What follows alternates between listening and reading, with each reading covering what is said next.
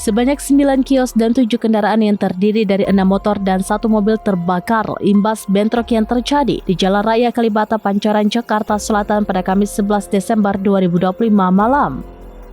Menurut keterangan Kapolres Jakarta Selatan, Kombes Pol Nicholas Adi Lilipali, aksi anarkis pembakaran kios dan kendaraan warga ini dilakukan oleh rekan debt collector atau mata elang atau matel yang tewas setelah mengalami penganiayaan di Kalibata.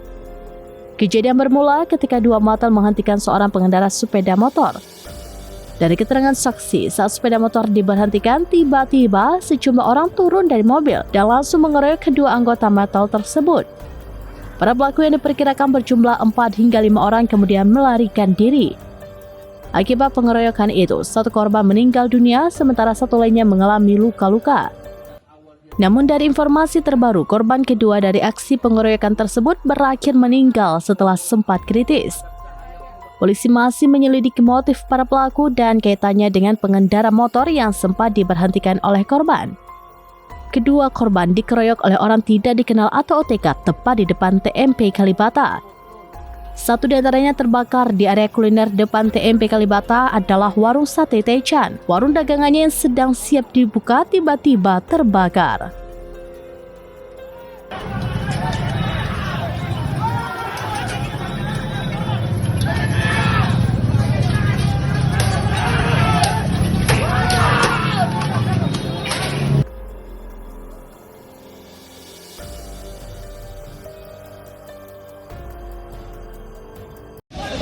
Abang-abang senior, petir tolong.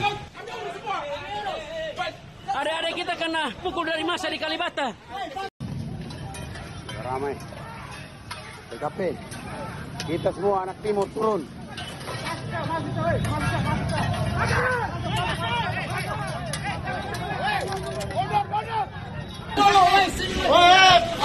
Di rumah sakit Furiasi, abang-abang senior.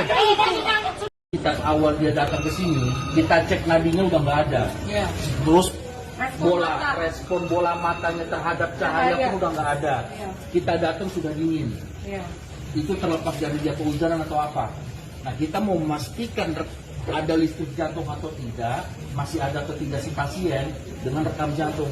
Sudah kita lakukan rekam jantung, sini hasilnya. Ramai. TKP. Kita semua anak timur turun.